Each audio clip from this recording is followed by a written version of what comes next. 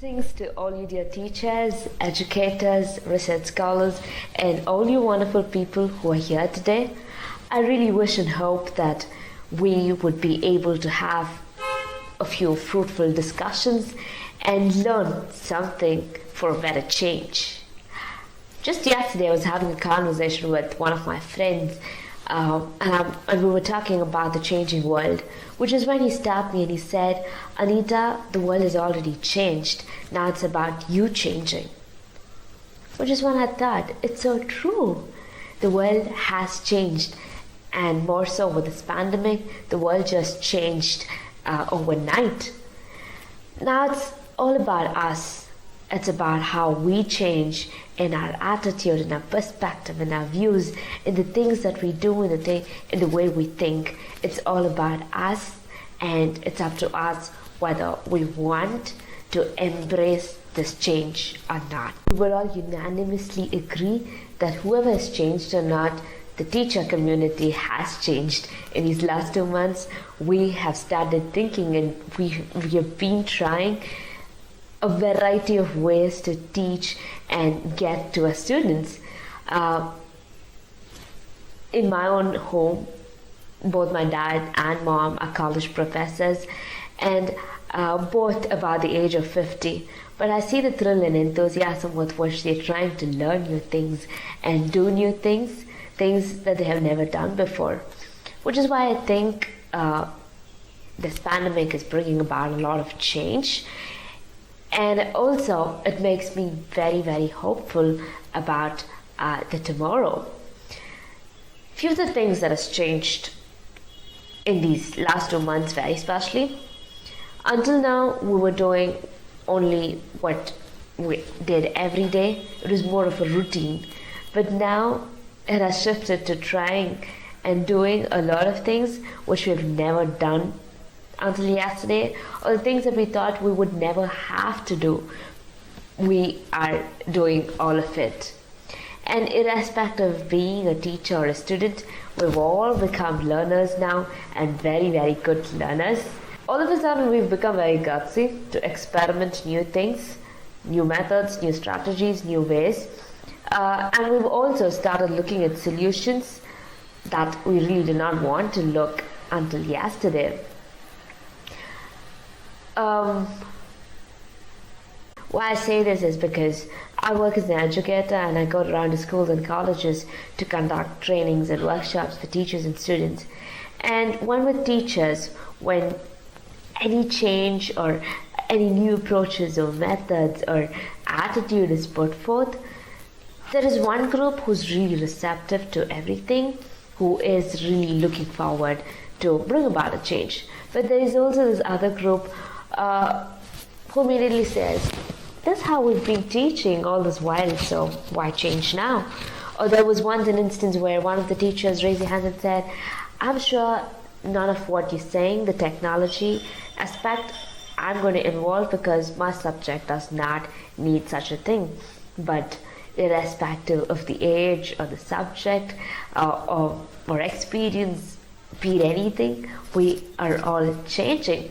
And let's say it's a very, very good thing that is happening at the moment. By any chance, are you wondering what she's saying? Like, we're in the worst crisis ever, and is she talking about good thing?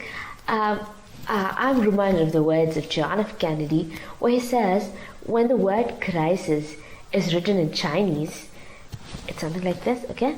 It composed of 2 characters. And the first character means danger, and the second means opportunity. Of course, we are in a time of crisis like never before, but maybe we should try to be aware of the danger, but let's try to recognize every opportunity and see what's the best that we can do for the good of us and for the good of everyone. In the case of education itself, I think we are already into the change. Because of this pandemic, because of this crisis, we have started analyzing, critically thinking, and we're looking for every way to see if anything needs to be changed, if anything needs to be improvised, and we're on a beautiful journey now. I would say the education system has great room and scope for revolutionization and reshaping at the moment. In the case of Finland, I read an article which said that they are planning to revamp their entire syllabus, their entire way of teaching, because they say today there is no more learning in compartments. There's no more compartmentalized learning, but it's a whole thing. So an idea that they put forth is, suppose a 12-year-old needs to change the bulb. What are the things that they need to learn physically, chemically, biologically about it? I mean, how much of electricity passes, from where electricity passes, what's the unit of electricity, how does the bulb function, what does a bulb comprise of, and if I touch the bulb with water on my feet, what's going to happen to me? Why does it happen biologically? So they are trying to see more of a wholesome learning than seeing each subject as subjects, as physics, chemistry, maths, bio. No, how can you make it all together? Because today we're in a time where we don't really have to amass knowledge. Earlier we had to store knowledge, but today everything is there at the tip of our fingers. But what the need of today, the need of the 21st century, is to know how to use this knowledge that we have. Knowledge is there, but how do I use it? Where do I use it? When do I use it?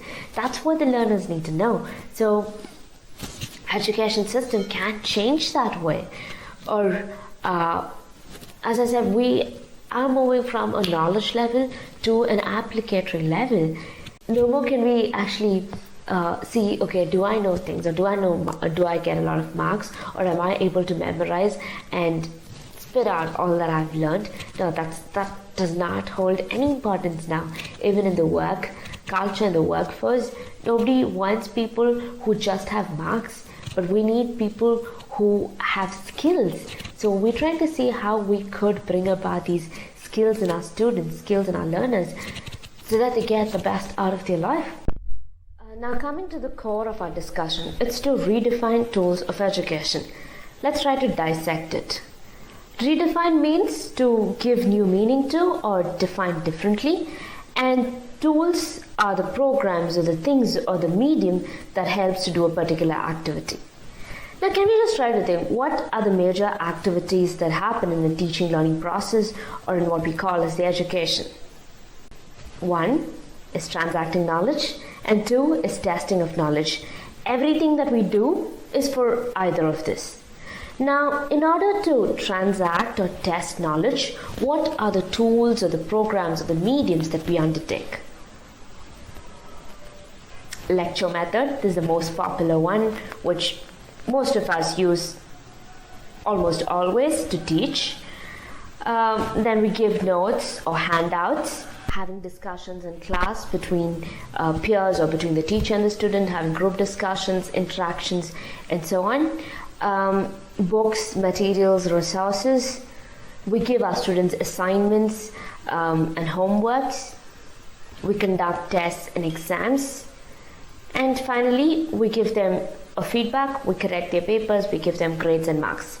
Now what we're going to do is we're going to see how these tools of education, these are the most common or the popular tools of education that we use in our teaching learning process. Now how can these tools be redefined? How could we define it differently, or how could we see it different and try to take an advantage of it? Now, for the sake of convenience and to understand things better, let's consider a subject for discussion. Let's take educational psychology, and under this let's do with the theories of learning. This is just to make things simple and understand. Okay, now the digital world is flooded with umpteen number of technological tools which both teachers and students could use. But for the sake of convenience again, let's consider only the Google apps. Now my rationale for choosing Google apps is, 1, anybody who owns a Gmail account gets an access to all of these apps that we're going to discuss. And also it is free, it is ad-free, it is reliable, secure, relevant and easy to use. Therefore, for this discussion, let's consider only the Google apps. So if you take your Gmail account and we go to the right hand side of the page, we find this drop down, and we're going to discuss all the apps that we find in this drop down. First of it could be, let's do with Google Classroom. Once we choose the Google Classroom, our next step would be to create a classroom. So over here we could create classroom based on the subject or topic, however we wish to. So here we're doing for the topic of theories of learning under educational psychology. And once the classroom is created, this would how the first page would look like. So when this code is given to our students, they get access to everything that's put in this classroom. We can post instructions or announcements could be made in this page. Now here I've put what is a learning objective and expected outcome through this chapter or through this topic. And we can also give the dates by when they should submit or do things accordingly. And the second page is the classwork, where we can create different things. And also there's a Google Calendar, which means we can give them instructions as to how each day needs to be spent. I mean, what other topics to be completed on each day, during what time. This is to keep our students on track and keep them organized. So under Create, we have options like this. And we're going to start off with the material.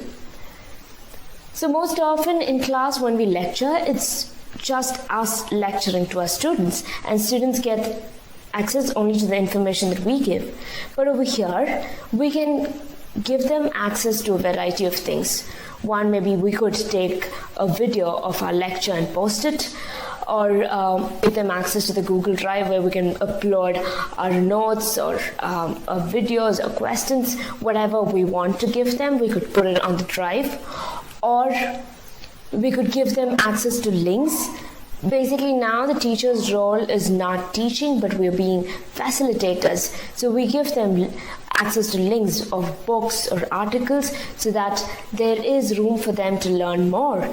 Most often in class what happens is we try to strike a balance between the below average and above average, and we just stick to the average. But over here, depending on the caliber and interest of each individual student, they could go further into learning, and we need to provide them with what's apt for them. So this is with adding links. We could also give them access to YouTube videos. So here we put in the links so that they go directly to that video alone. We could also create a playlist so they could watch the videos one after the other according to the topic.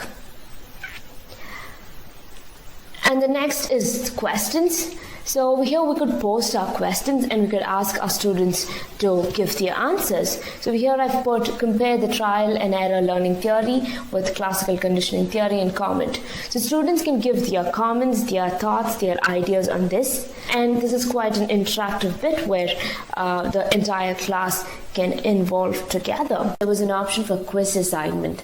So here we have an option to choose something called as the Google form. This is how the Google form looks like. And over here we could test their knowledge, maybe to give marks or to know how they're progressing, to know their level of understanding. Google Forms can also be used to get feedbacks or conduct surveys, etc. So now here we've used this to test the knowledge, and we're doing a trial and error theory of learning. So the kind of questions that can be given in the Google form are, as you see on screen, we can give them the option of short answers, paragraph, multiple choice, checkbox, true or false, choose the right answer, fill in the blanks. All of it can be done on Google Forms. And also, now say, what are the strategies used to explain the theory? So you add an article to this, or you can add a video or a link. You could add any of it over here, And this is how the students would see. Now I have added a link. So this is what the students would see. The question, and there's also a prompt video, and watch the video and then answer the question. So here we are ensuring that we're reinforcing that they are learning and they are making a progress. And an interesting feature here is we have an option. If you go to the settings, we have an option to make this test as a quiz, which means you can give them marks, you can assign them marks, and as soon as they finish their quiz, they're going to get their response. You can also give them prompts as to if they've missed any questions or if the answers are right or wrong. This is how we do it. We choose the right answer and how many points you want to give for each question. It could be 5, 10, 100, whatever. Each question could be assigned marks. And also we could give them a feedback, say like every correct answer they get a feedback like awesome, or they make a mistake in the answer, we could give them a feedback like try again and give them an option to revisit the question. That's pretty much with Google Forms. The next app that we're working on is the Google Docs. The Google Docs works quite similar to Microsoft Word with just a few added on features, like the Google Docs works in real time, which means as our students are working on a project or a content, we could give them instantaneous feedback. As they're working, we could give them feedback. Either now, for example, there's an error in the spelling. So as a teacher, we could mention they're saying check the spelling, or we could give them suggestions, or we could view and check if they are on track. Instead of waiting till they give the entire assignment, we could keep checking if they're on track. Also, we could use this as a forum where the entire class could work together, or they could work in groups, which means a number of students can work on the same document at the same time, and not necessary that every time anybody gets this document they could do anything with it. We could restrict it to just viewing or suggesting or editing. That's up to us. And this document can be shared via a link, which means anybody who has the link gets an access to this document, or it can also be emailed or sent as an attachment as well. Though an online document, it can also be used offline by downloading it in the format that we prefer. Similar to Google Slides works the Google Sheets and Google Slides, which is quite similar to Microsoft Excel and PowerPoint. Now, in Google Slides, there's an extra added feature, which is while we are explaining, now say the fifth slide that I'm dealing on is about Chester's theory of learning. So as I'm talking about it, say the students have a confusion or they have their doubts. So instantaneously they could post their question or their concerns regarding this topic that I'm covering on that very same slide. So here the class does not get interrupted. There's no distractions, but as a teacher, I could see the questions and address it immediately or take it in time. Next up is Google Meet. This was earlier known as Hangouts and now it has been upgraded to Google Meet. So this works very similar to the Zoom app that we use now. So we can make audio and video calls and send messages to our students or colleagues. At a time, we could host about 100 participants, and this could be used as a forum for discussion. So after we sent in our videos or articles or assignments, this could be a place where we could have face-to-face discussions and doubt clearance and so on.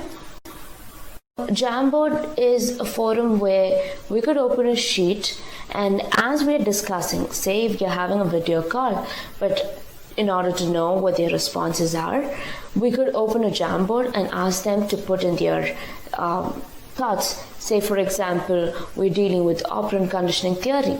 So we want to know the educational implications of this theory. We could ask our students to write down what they feel about it. So unlike now say we're having a video call, and if we ask our students to respond, it might be a lot of hassle if each of these students start responding verbally. But if you tell them to do it write down, it might come just on the side of the sheet under the chat section, which really does not get noticed. But if you open something like a Jamboard, all of their points are going to be visible on screen so that everybody can view it, and we could also base our discussions on the hints that they have given.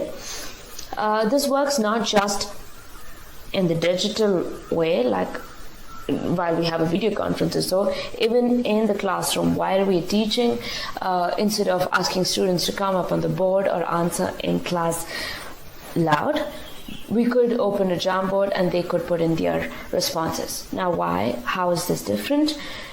Many times we have students in our class who are introverts or who are not really confident to stand up and give their opinions. Maybe they know a lot of things, but they're too shy for it. So this is a way where even the most timid students would feel much more comfortable to give in their opinions, and their opinions are going to be valued and seen by everybody in class. So it's a great way to encourage our students to actively participate in class and classroom discussions. Google Blogger.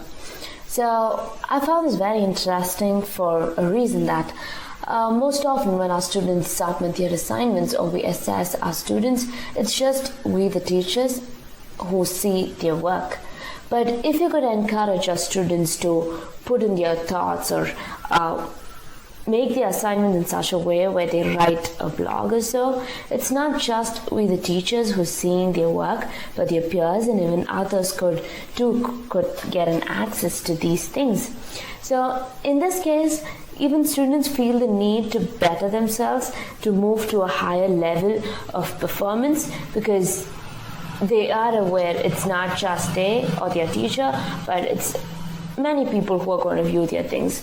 And this is also going to bring a shift from the conventional or the traditional ways of assessing or giving assignments, but we could do something different where we are acing up their level too. With that said, we've had a glimpse of all these Google apps for now. I know it's just a glimpse and we've not got into the details of it, but these could be the apps that we're already aware of, or maybe this is the first time we're knowing about these things. Whatever be it, if we could try to get into these apps and see how it works, see how it functions, and not just knowing how it functions, the big thing here is how to use these technologies or how to use these tools in the most effective and efficient manner. So that's something that we need to really work on, depending on the subject, depending on our strength, depending on the need and the level of our students. We need to see what could be incorporated, to what extent, what should be done, how it should be done. Maybe we could discuss on that later, or we could explore by ourselves. For now, I would just put few pictures of how exactly or how we're trying to redefine the pre-existing tools with the current tools of education.